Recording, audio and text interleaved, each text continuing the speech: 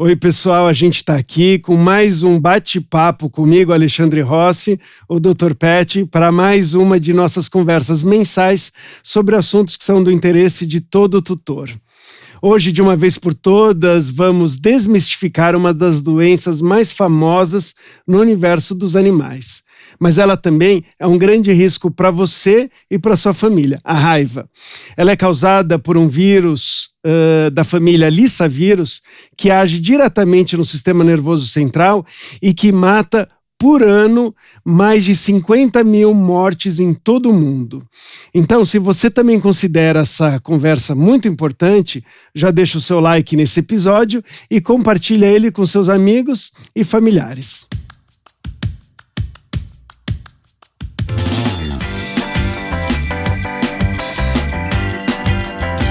A essa altura, a gente já pode considerar que ele é um amigo próximo do Papo Pet. Muito obrigado por participar de novo do nosso programa, Dr. Paulo Tabanês, médico veterinário especializado em infectologia e imunologia. É um prazer também receber a Vanessa Nardi, gerente de engajamento de clientes da Boehringer Ingelheim. Mãe de 2 doguinhas, Lola, SRD, de 7 anos, e Cora, uma Border Collie de 5 anos. Que são minhas filhas caninas, amo de paixão. E você, Paulo? Bom, não é a primeira vez que você vem, mas eu não sei dos seus pets. Conta um pouquinho. Eu tenho... bem, na minha casa, no meu apartamento hoje, com meu marido, eu tenho a Beth, Maria Elizabeth, para quem não conhece. É uma vira-latinha. De aproximadamente uns 10 anos. Digo aproximadamente porque ela foi adotada já adulta, enfim. Sim. Ela tinha uma lesão na cauda e aí ninguém adotava ela na ONG. Meu marido acabou adotando ela e quando eu me casei, adotei todo mundo. Mas na casa dos meus pais, a gente tem 4 outros cães. Também todos vira-latas. Ah, legal. Então, e aí eu sempre vou lá, enfim, dou assistência. A minha cachorra, inclusive, hoje está internada no hospital com pneumonia. Sinto muito. Não tá legal, mas agora acho que vai começar a responder o antibiótico. Mas velhinha, tipo, tamanho de labrador, mais ou menos, que é vira-lata, mas com 16 anos. Então, pneumonia é difícil para velhinhos. Todos, sim. de todas as De espécies. todas as espécies, Sim. Bom, e falando aí de saúde, de doença, hoje a gente vai falar sobre a raiva, né? Que acho que é a doença mais famosa, mais conhecida no meio dos animais, né? E Paulo, você pode aproveitar e falar o que é a raiva? Bem, a raiva é uma doença viral que causa uma encefalite fatal e aguda em mamíferos, em animais de sangue quente. Ela não é provável ou não há susceptibilidade para outras, para aves e para outras espécies dessa forma. Gambá também tem um pouco menos de susceptibilidade, mas mamíferos, de forma geral, são suscetíveis a uma encefalite viral aguda e fatal, que é uma zoonose, ou seja, pode ser transmitida para seres humanos, né? E é uma doença de notificação compulsória também. E por que ela ficou tão famosa, né? Por que todo mundo já ouviu falar em raiva? Acho que não tem ninguém que nunca tenha ouvido falar, né? Desde a época da carrocinha, né? Eu acho que todo mundo aqui tem idade para saber disso, né? As gerações mais novas talvez não conheçam, e que bom que não conhecem, que bom. Mas desde 1973, quando foi instituído o Programa Nacional de Controle da Raiva, existia a carrocinha que passava nas cidades, nos bairros, recolhendo os animais de rua, que iam para os OVZs onde iam ser sacrificados, se não tivessem o recolhimento dos reais tutores, e também, né, a própria raiva em si. Alguns surtos aconteceram e ainda tem alguns pontualmente acontecendo. A raiva é uma doença muito séria, de fato. A gente tem hoje cerca de 59 mil mortes por ano no mundo. Isso significa uma morte a cada 10 minutos. Não é a nossa realidade no Brasil. Nós temos bem menos número de casos. Mas na África e na Ásia é uma realidade muito complicada. E por ser uma doença que virtualmente 100% é fatal para o ser humano, para o cão, para o gato, para as espécies envolvidas. Por isso ela é uma doença tão complicada, que quando o ser humano é agredido, por exemplo, por um cão infectado, por um gato, ou mesmo com um acidente com um morcego, e ele desenvolve essa doença, dentro de 10 dias, em média, ele estará morto. Então, Caramba. por isso é que é uma doença tão complicada, tão delicada. E com a instituição desse programa no Brasil, e óbvio, com o passar das décadas, a gente teve uma redução fantástica do número de casos em seres humanos, fazendo o controle e a vacinação em cães e gatos. Então é uma doença que o animal urbano, o cão e o gato, tem um papel importante na transmissão para o homem. Era importante nessa época e agora está mudando um pouco, né? Então está mudando porque antigamente os casos mais comuns eram relacionados às agressões de cães e gatos e agora está mais relacionado a acidentes com animais silvestres, principalmente morcegos. Então está mudando um pouco o cenário, né? Na África e na Ásia ainda o cão é o principal responsável. E por esse motivo, né, é uma doença tão discutida e o tempo inteiro falada. Vez em quando aparece no noticiário. Um ser humano que morreu de raiva, um cão que morreu de raiva. O ano retrasado, em Brasília, 2022, sei lá, talvez 10 quilômetros da minha clínica, que é no meio de Brasília, uma criança de 14, 15 anos morreu de raiva. Depois de tantas décadas sem raiva humana realmente em Brasília. Então a gente precisa estar sempre muito alerta para essa doença de fato. E Vanessa, o que você já sabia sobre a raiva? O que você tem curiosidade de saber? Bom, a minha grande curiosidade é entender o porquê do nome raiva. Se tem alguma coisa a ver com o comportamento do animal, do tipo, todo pincher já tem raiva? É verdade, né? Eu acho que a raiva devia ter surgido do pincher. Será que quando surgiu a raiva, o pincher já existia e foi por causa disso? Quem nasceu primeiro, o pincher ou a raiva? Tadinho. Mas olha, acho que não. Sabe por quê? Não entendo muito de sinofilia. Certamente o Alexandre vai me dizer quando surgiu o pincher. Mas ele não surgiu há 4.000 anos atrás na Mesopotâmia. Eu acho que não tinha. Então os primeiros relatos vêm aí de 4 milênios, né? E surtos depois, em 1200 e pouco, na França, com ataque de lobos. E assim, óbvio que depois vários outros casos foram aparecendo no mundo e também no Brasil, né?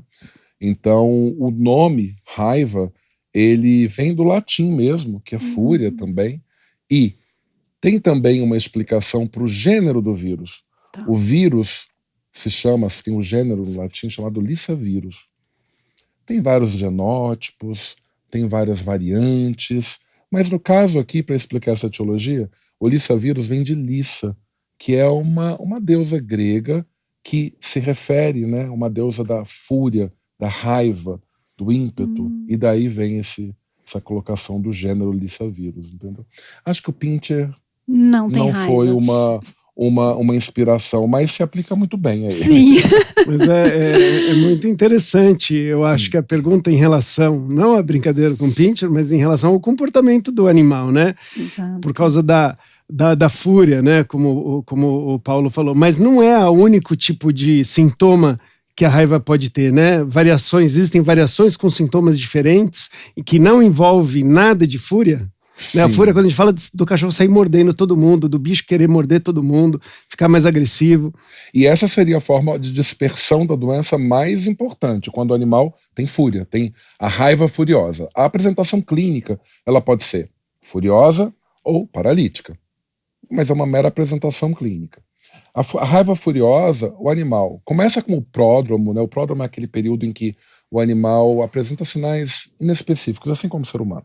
Apatia, prostração, febre, alguns sinais gastroentéricos. E daí ele vai evoluindo para disfagia, não consegue deglutir, fica afônico, rouco.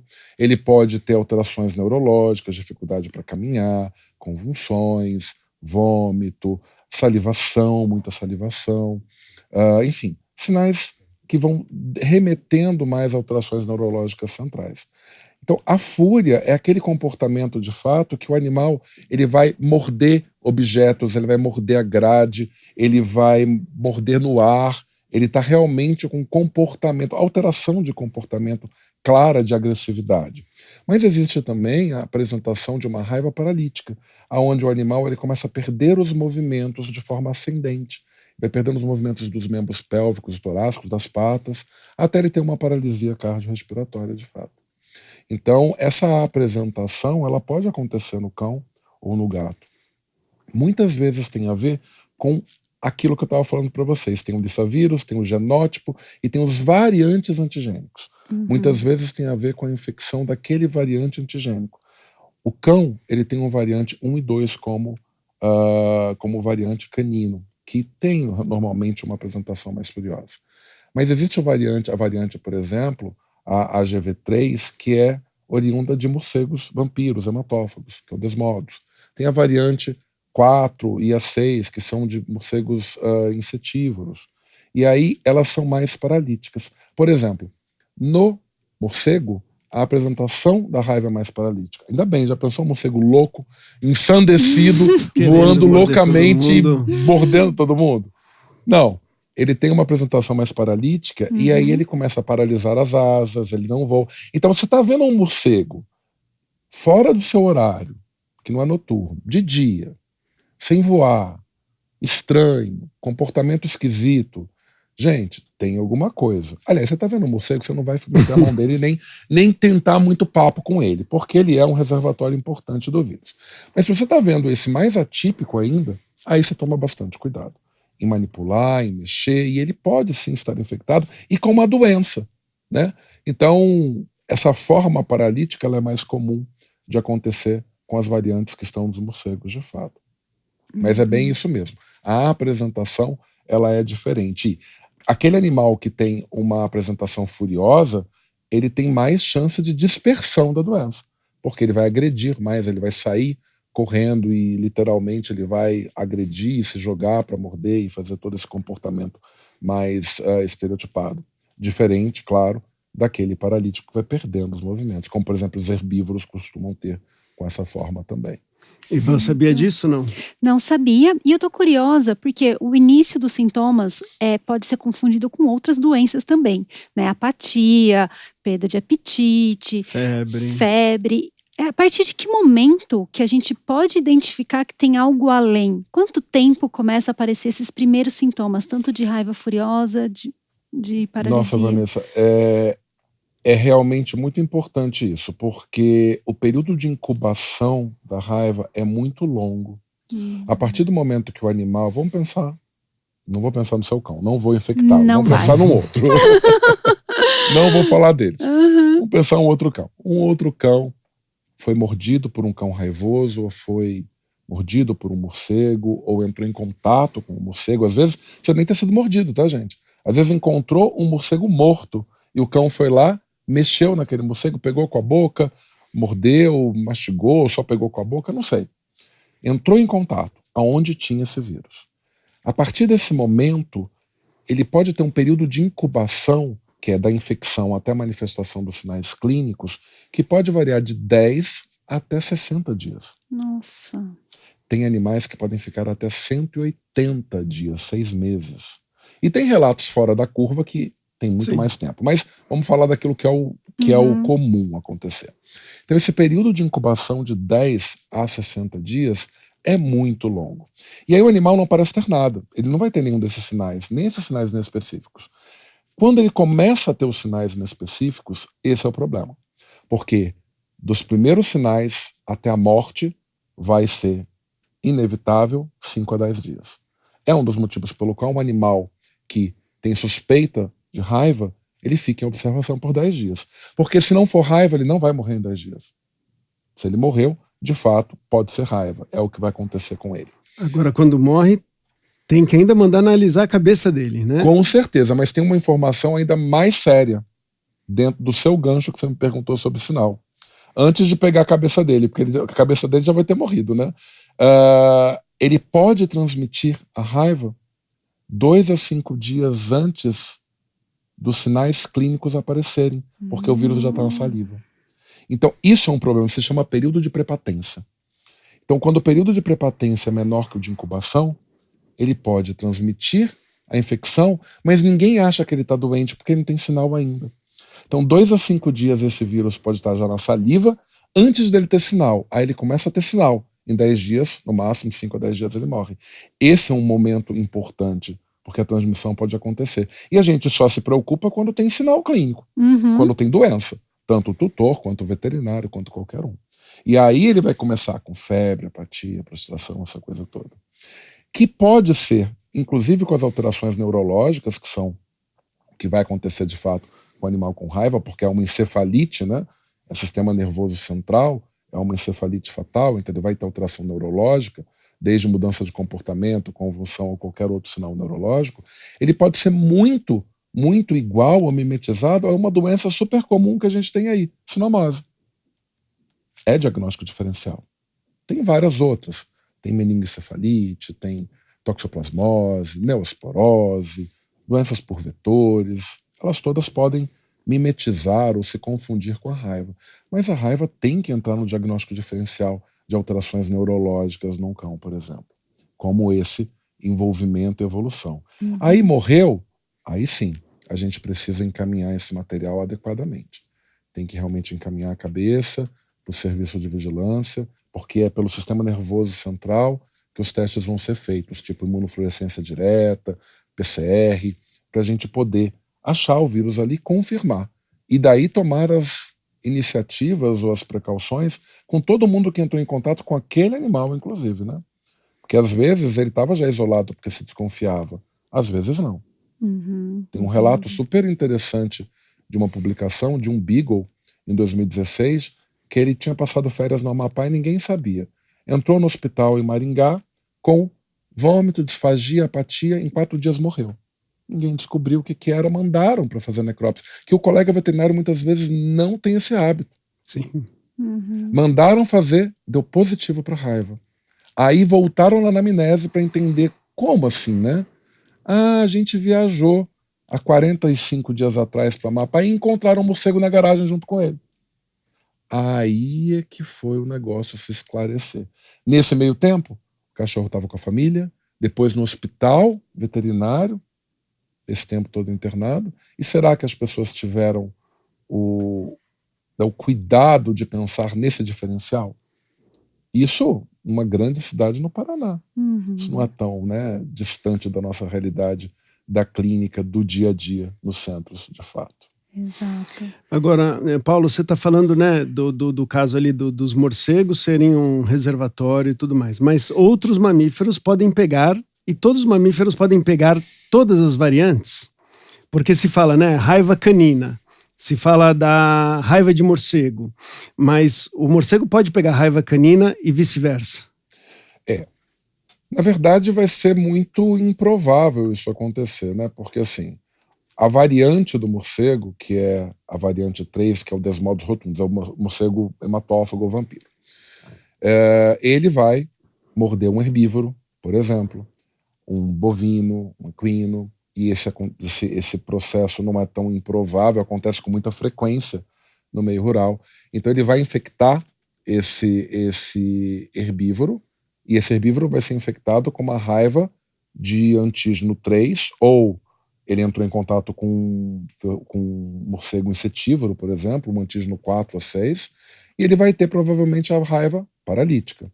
Ah, é uma raiva, entre aspas, bovina? Mas de origem de um morcego nesse variante antigênico. O cão também e o gato também vão se infectar, por exemplo, com o morcego. Gente, tem relatos tipo apartamento, Lagoa Rodrigo de Freitas, Rio de Janeiro, 10º andar, encontraram um morcego morto na varanda. Positivo para raiva.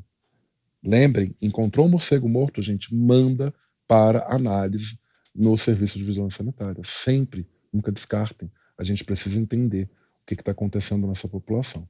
E o cachorro vai brincar com aquele morcego. O gato, sadicamente, vai bater, vai brincar, vai jogar para o alto e vai entrar em contato, obviamente. Né? É o perfil, o comportamento. E ao entrar em contato, ele se infecta com o quê? Com a variante do morcego, com o antígeno 3, ou o 4, ou o 6. Então, a variante 1 e 2 é a variante que tem origem no cão. E não vamos muito longe, hein? Descobrimos já no Brasil, os primeiros casos, se não me engano, foram em 2018, acho que em 2018, se não me engano, variantes de sagui, de tufo branco, de calitrix, variante de cerdócio, que é o cachorro do mato. Os primeiros casos, 2018 não, acho que foi 2008, os primeiros casos com essas variantes diferentes, infectando e matando seres humanos também. Então, a variante, ela vem daquele reservatório específico. Então, o cão pode infectar, por exemplo, um gato com a variante 1 e 2? Pode. E o gato infectar um ser humano? Pode. Hoje a gente não tem uma variante específica para o felino, por exemplo. Então, essas infecções acontecem, mas o cão vai pegar o morcego e infectar com a variante 1? Se ele pegar, ele mata esse morcego. Por que normalmente roedores acidentes com roedores ou coelhos não são acidentes importantes quando eles mordem o ser humano em relação à profilaxia? Muito provavelmente porque, como presa, eles são mortos, eles não sobrevivem ao acidente. Então, eles acabam não mantendo a raiva ali na população. Tanto que acidente com esses lagomorfos, esses coelhos e roedores não são considerados acidentes importantes para o ser humano. Muito provavelmente porque eles são presos. Então, esses antígenos podem circular para lá e para cá? Podem, mas o que vai de fato acontecer é o ciclo aéreo, que é o morcego, predispondo ou infectando o cão, ou o gato, ou os animais de produção. E as vacinas, elas funcionam para todas as variantes? Como que é isso? É muito importante a gente conhecer as variantes. Esse é um dos objetivos. Conhecer as variantes nos ajuda a entender de onde está vindo aquela raiva. Então, o ser humano teve raiva, ponto. Não sabemos de onde ele veio. Mas de onde ela veio? Veio do morcego? Veio do cão? Veio do gato? Que variante é essa? Então, conhecer a variante é importante para uma questão epidemiológica, de entender o processo, e também em pensar sobre as vacinas e a sua real efetividade. Hoje, nós temos vacinas tanto para seres humanos quanto para cães e gatos muito efetivas. Então, elas realmente, tanto que o processo vacinal, desde a introdução da campanha de 73 para até agora, reduziu absurdamente os casos de raiva em seres humanos e animais. A gente está falando da década de 80, com 2.400 casos de 80 até 2022, 2023, humanos. E 28.500 e poucos casos caninos. Então, de 1980, que sei lá, tinham só naquele ano 450 para cães, reduziu para 7 casos em 2022. De tantos casos humanos para quase nada. Tem ano que a gente não tem caso humano praticamente. Então, a introdução da vacina em campanha e da vacina contínua reduziu a doença no cão e reduziu no ser humano, porque o cão, naquela época, era o meio de infecção mais importante para o ser humano, como é ainda na Ásia e na África. Hoje, esse perfil mudou um pouco. Hoje é mais o morcego, o animal silvestre, o cão e o gato um pouco menos. E a vacina responde o que você perguntou, funciona muito bem. E tem vacina para humano também, tem vacina para cão e para gato também. E você já tomou vacina de raiva? Nunca tomei. E eu tô bem preocupada com isso, porque pela conversa tá se parecendo um cenário muito mais grave do que eu tinha conhecimento.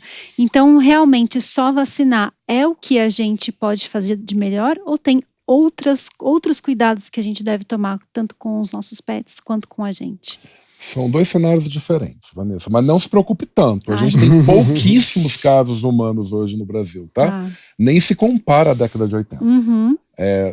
Tem trabalhos que dividem, né, as décadas no Brasil, nos últimos 40, 50 anos, e mostra exatamente década a década como foi a evolução, a mudança dos reservatórios, a mudança do perfil de infecção e tudo isso que a gente conversou.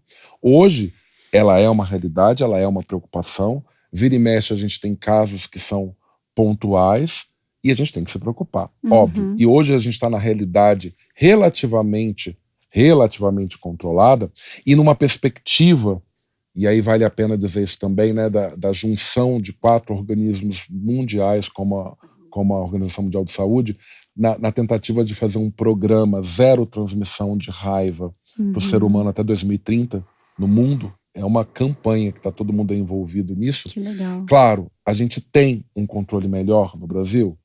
Tem. Está perfeito? É zero raiva? Não, não é. Não é como era na década de 70 e de 80, definitivamente. Agora, tem 2 cenários distintos. A vacina do cão, que ela tem que ser feita anualmente, do cão e do gato, anualmente, para conseguir a proteção e, de preferência, uma vacina de forma maciça, ou seja, a população toda tem que ser vacinada de cães, pensando aí 70%, 80% de cobertura vacinal, a gente consegue impactar a evolução da doença na população e reduzir a doença na população humana também. E o objetivo da campanha pública não é somente o cão ou o gato, é tratar essas espécies, porque eu sei que, ao vaciná-las, eu diminuo a incidência nela e, consequentemente, diminuo a incidência no ser humano. Mas o ser humano não é vacinado dessa forma. Tanto que, provavelmente, você não tomou vacina contra a raiva. Nós, veterinários, tomamos. Porque é quase que uma condição no curso. A gente entra, a gente tem que tomar a vacina contra a raiva, a gente tem que fazer a titulação para saber se a gente respondeu e o soro converteu. Tem um estudo que fala que o médico veterinário, como profissão, ele tem 300 vezes mais chance de infecção com o vírus da raiva do que a população normal. Então tem populações, tem profissões que são mais expostas. Elas devem tomar. Então o exposto, aquele que teve acidente com animais silvestres, morcego, cães e gatos, vai tomar vacina. Aquela população ou aquela profissão que está mais exposta, como médicos veterinários, vai tomar vacina. Mas não é a população geral que vai tomar. Entendi. Né?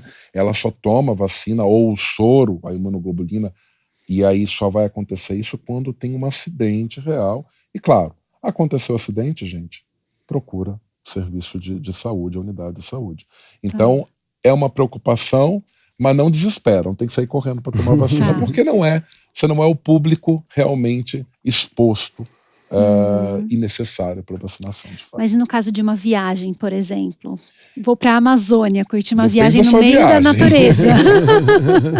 Aí você pode virar um grupo exposto. Entendi. Viagens radicais, que vão entrar em contato com animais silvestres, selvagens, que têm áreas de grande transmissão, por exemplo, como a Ásia, como a África. Em situações de exposição, aí talvez você deva tomar de fato.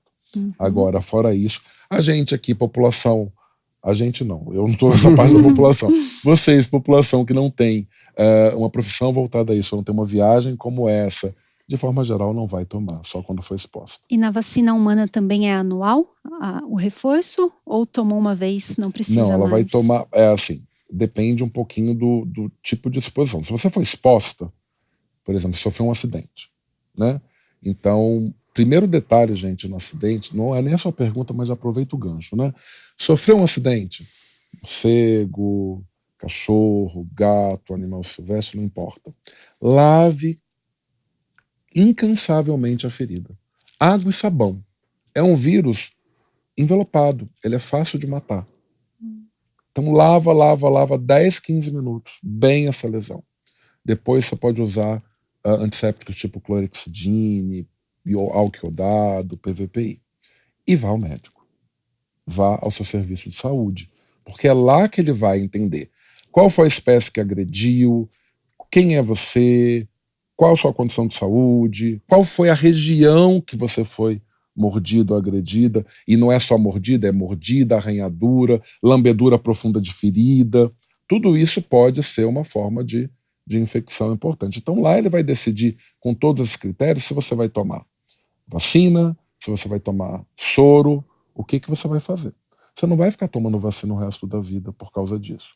É naquele momento de exposição. Então não vai ficar fazendo reforço. Só realmente se houver a sua exposição. Entendi. Ficou mais tranquila? Um pouco. A gente se preocupou, mas já deixou mais tranquila. Exato. E os seus cachorros são vacinados? Sim, são vacinados. Eu acho que a parte boa de trabalhar na Boehringer é que a gente tem contato, né, com muita informação do meio veterinário.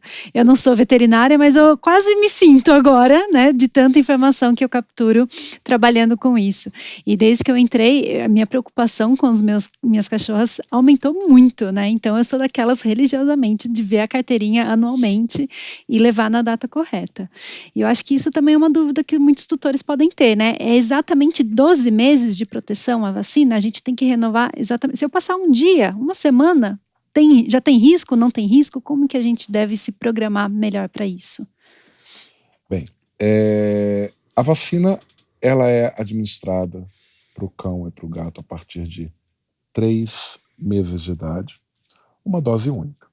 E aí o reforço ela é sempre anual. A gente sabe que existe uma duração de imunidade um pouco maior. O que é a duração de imunidade? O tempo que essa vacina vai ser efetiva na proteção daquele indivíduo.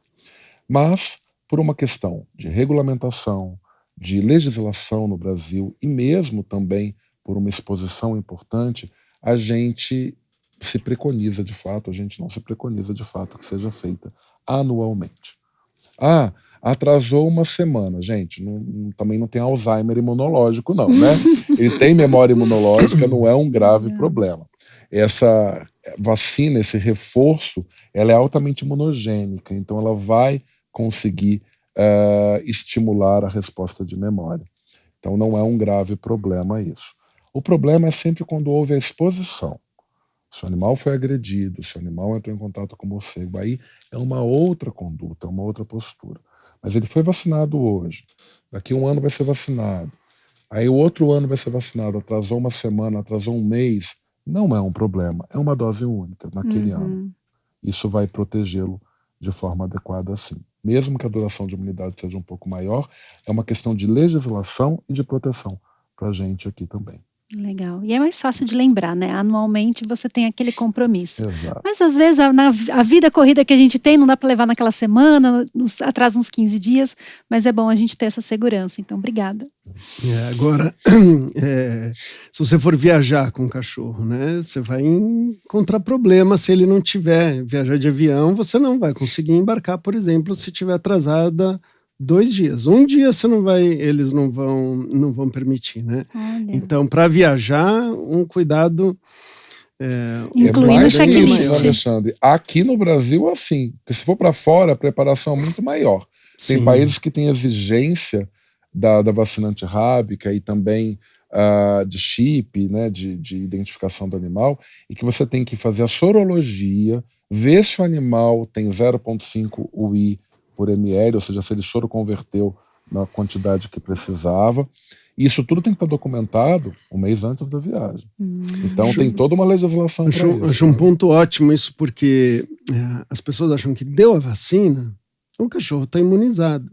E não necessariamente. Você pode ter tido, né, uma má conservação da vacina, o animal poderia já estar com algum problema que ele acabou não reagindo da forma esperada. Então, a gente, até com essa cobertura adicional, né, anual, a gente previne um pouco esses casos de que a vacina não deu o resultado que era esperado. Qual que é a chance, né, da vacina não funcionar da maneira esperada no caso de uma vacina que ficou fora da geladeira ou que não teve os cuidados necessários? Uma coisa, Alexandre, é vacinar. Outra coisa é imunizar. São coisas muito distintas, que vale para vacina contra a raiva e qualquer outra vacina. Vacinar é a aplicação do produto. Imunizar é a resposta que o indivíduo tem à aplicação daquele produto. E que não depende só do produto. É do produto, desde a hora que ele é produzido, armazenado, transportado, diluído e aplicado. Em quem ele é aplicado, idade, estado geral daquele paciente e mesmo quem está aplicando. Inclusive na escolha do protocolo adequado. Isso tudo faz com que eu tenha uma vacinação com uma imunização. Então, aplicar vacina não significa que o animal estará protegido. Tem um abismo de possibilidades que podem impactar ou atrapalhar a imunização desse paciente, né? Exatamente o que você falou.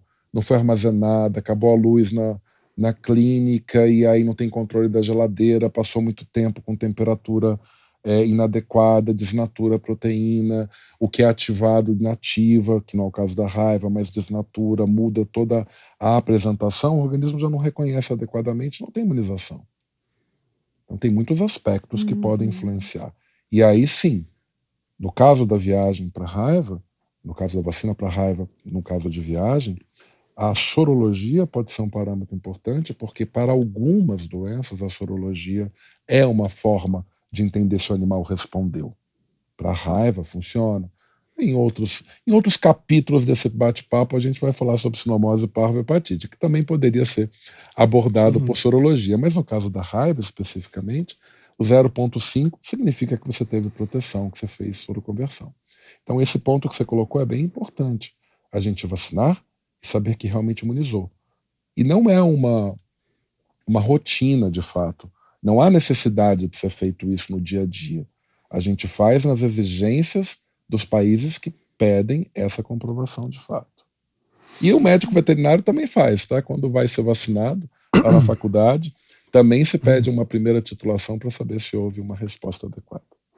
E no caso, né, de cachorros e gatos, você deve dar a vacina de raiva separada das demais, ou a gente pode aproveitar uma ida ao veterinário, alguma coisa, e fazer já um combo de vacinas, né?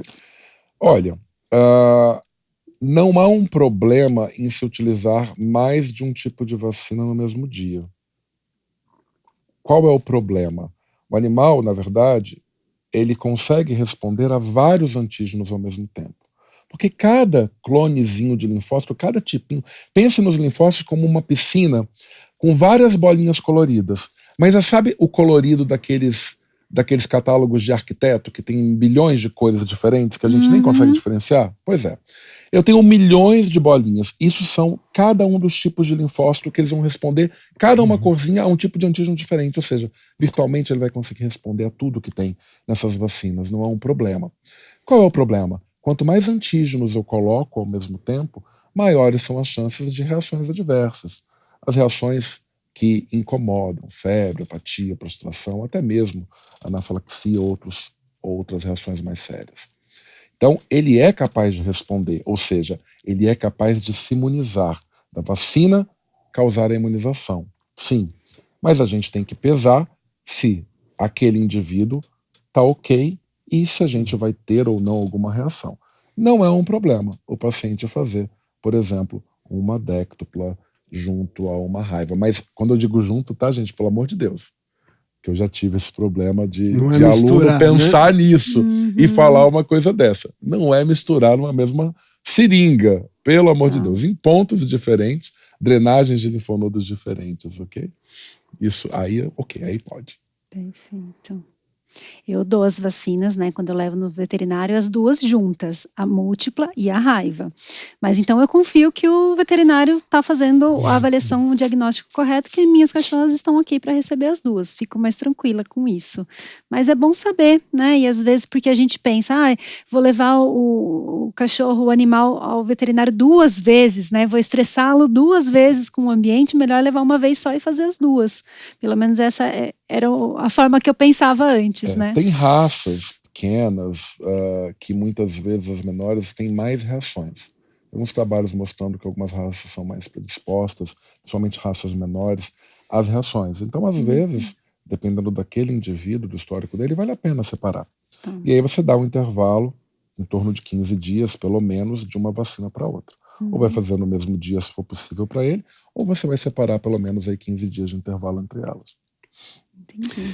E, doutor, para as pessoas, né, que estão preocupadas aí com o gasto que elas vão ter de levar o cachorro para tomar a vacinação, a vacina da raiva, principalmente se quiser dar separada, ela pode contar com o poder público, ela pode contar com uma campanha de vacinação? Como que está funcionando hoje em dia?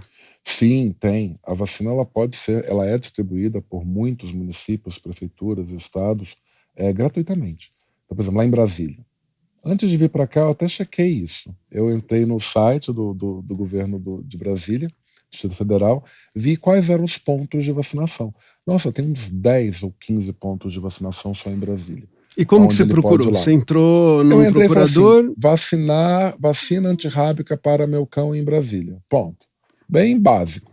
Tá. Apareceu todos os postos, os horários de funcionamento, muito tranquilo.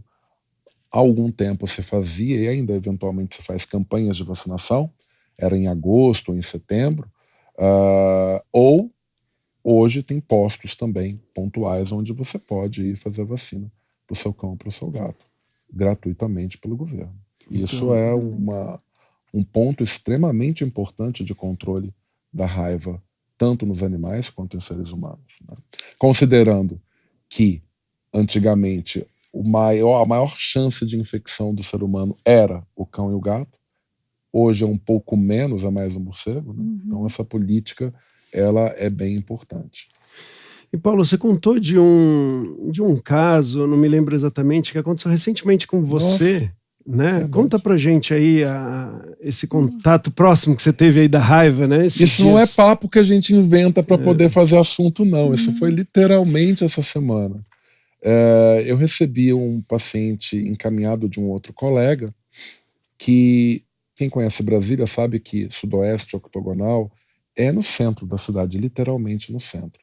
Muitos apartamentos e um filhotinho lá de uns 6 a 8 meses de idade estava passeando com seu tutor, desceu do prédio, foi passear, e aí ele encontrou um morcego morto. Pegou com a boca. O tutor brigou com ele soltou e vamos para casa. Voltou o tutor com o cachorro para casa. Encontrou com um colega que estava indo para a mesma região e falou: tem um morcego ali, cuidado. Quando ele chegou em casa, ele foi pesquisar. Google, deu um Google ali de novo. E falou: nossa, eu não podia deixar o morcego lá. Né? Essa pessoa pegou o morcego, inclusive, que estava indo para lá, pegou o morcego com uma sacola e jogou no lixo. Ele ligou para essa pessoa e falou: fulano, cadê o morcego? Cadê esse morcego? Eu peguei a sacola e coloquei no lixo. Não pode.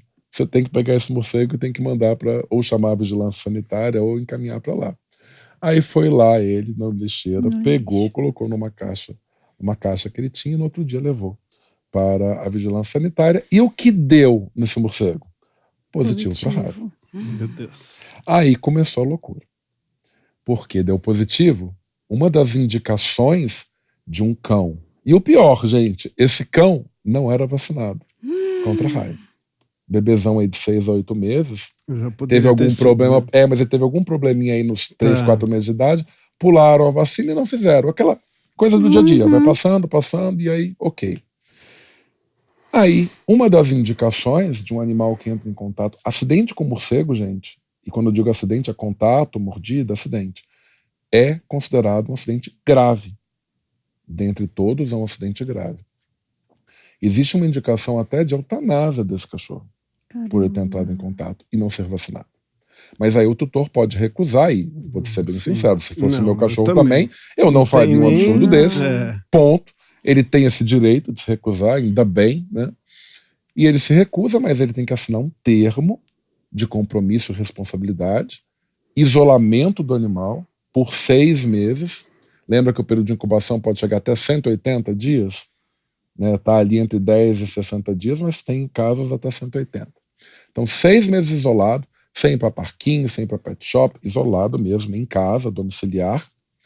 Faz-se um esquema de vacinação especial para ele, no primeiro dia, depois de 7 dias, uma segunda dose, 30 dias a segunda dose, a terceira dose. E em qualquer momento que ele tiver sinal, tem que ser notificado. E ele tem que fazer consultas semanais com relatórios do médico veterinário. Caramba. Então, eu atendo esse cachorro quando ele já estava há 30 dias de quarentena já. Um colega me encaminhou, já tinha feito as 3 doses, mas olha a doideira. Ele chegou no hospital e os meus 2 veterinários foram triar a consulta para mim. E aí, filhote, gente. Sim. O que acontece? Pula, brinca, lambe a nossa cara. Lambeu a cara dos 2 veterinários. Aí o tutor sentou, foi fazer a anamnese, explicar o que estava acontecendo. Ele falou: eu estou aqui porque fui indicado ao infecto do Dr. Paulo. E eu fui indicado porque o meu cachorro pegou um morcego. Aí o veterinário já ficou branco. Já foi escorregando assim pela cadeira, né? Pegou o morcego e o morcego era positivo para raiva. Aí assim, a alma saiu do corpo. A alma saiu do corpo. O veterinário só foi lá dentro me chamar e falou assim: ô Paulo, o que eu faço? Já tava com as O pedras. cachorro lambeu minha cara e eu só descobri isso depois. Eu falei: que com um pouquinho de preocupação, falei, temos um problema. O fato é que o animal vai ficar em observação a partir desse acidente, entre aspas, com o veterinário, que não foi um acidente, mas ele vai ficar em observação por 10 dias. Se nada aconteceu em 10 dias naquele animal, não é que ele não tenha raiva, ele está ali no período de incubação. Mas se ele não aconteceu nada em 10 dias, é porque ele não está eliminando ainda o vírus pela saliva. Então tudo bem, aquele veterinário está ok, vida que segue. Teoricamente o veterinário também já foi vacinado. Então a gente observa se acontecer algo nesse período, aí outras precauções, outras medidas devem ser tomadas com as pessoas envolvidas. Então, resumindo, esse cachorro, ele está lá 180 dias em observação, fez as 3 doses de vacina, tem que ter relatório, tem que ter visita semanal, e qualquer momento que tiver sinal clínico, os 10 dias de observação começa e ele vai morrer em 5, 7, no máximo 10 dias. Se esse sinal aparece, isso for raiva, obviamente, né? Então, olha que doideira. É uma preocupação para nós, médicos veterinários. Para o tutor que está em casa. O tutor, a família do tutor, toda foi vacinada, porque ele foi exposto ao animal. E a pessoa que achou o morcego fez a vacina e a imunoglobulina. Porque aí o acidente dele é muito grave. Ele entrou em contato direto, pode ter entrado em contato direto com o morcego, com saliva e com o vírus direto. O cão, se ele entrou em contato ali, ele vai ter todo esse período de incubação. Então a família só faz a vacina para já se imunizar, caso isso venha a ocorrer com aquele cão. O outro colega que encontrou o morcego, não. Aí é um pouco mais radical a história. Caramba. Tem que ser mais de fato, rápida a sua ação. Por isso a importância do conhecimento, imagina, né? Sim. A importância do conhecimento, disseminar esse tipo de informação que pode acontecer, né? Na nossa vida, a gente sai para passear, encontra um morcego morto. Tudo bem que a primeira reação é desviar, mas mesmo Mas o cachorro não desvia. Sai para passear quando eles não chegam. Eu estava contando, né, numa outra conversa aqui, que na minha casa eles chegaram uma época que eu estava colocando comida para os beija-flores. Vinham muitos morcegos, porque até eu perceber que eles estavam indo, agora eu não deixo mais a água com açúcar, mas eles estavam indo no 18º andar. Caramba. De Pinheiros, que é uma região central, praticamente central de São Paulo, né? Então eles estavam... não precisava encontrar no passeio, né? Poderia... Estavam indo te visitar em casa. E eu com uma gatinha que ficava bastante interessada, mas é impressionante como eles voam muito bem e de uma forma muito silenciosa. Então ela também nunca teve a oportunidade de caçar. Mas se um morcego desse está infectado e está doente, ele é uma presa fácil para o gato. Ela conseguiria. Vai chamar a atenção, o gato adora brincar com isso, é quase que uma brincadeira com requintes de crueldade, porque ele não vai matar, ele vai bater tapinha, vai morder, vai jogar pra lá, vai jogar pra cá. E depois meus cachorros iam lá em cima e iam tirar da gatinha, e aí todo mundo... Aí o problema está estabelecido na sua casa. Sim. Mas estão vacinados, né? Então pelo menos já diminui bastante a preocupação. Né? Gente, queria super agradecer o bate-papo, espero que tenha aprendido bastante. Sim, tranquilizou o coração. Aprendi. Eu quero agradecer a presença de nossos convidados e por todas essas informações valiosas que eles compartilharam. Eu quero agradecer também a parceria de NexGard Spectra, uma solução oral completa para proteger o seu cachorro mensalmente de parasitas, sarna, pulgas, carrapatos e até vermes, que podem causar doenças. Até o próximo episódio e obrigado.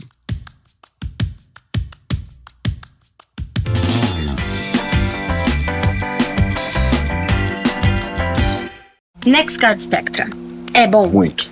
É o único contra sarna, pulgas, carrapatos e até vermes. Você viu, não? Não viu. NexGard Spectra é proteção completa uma vez por mês.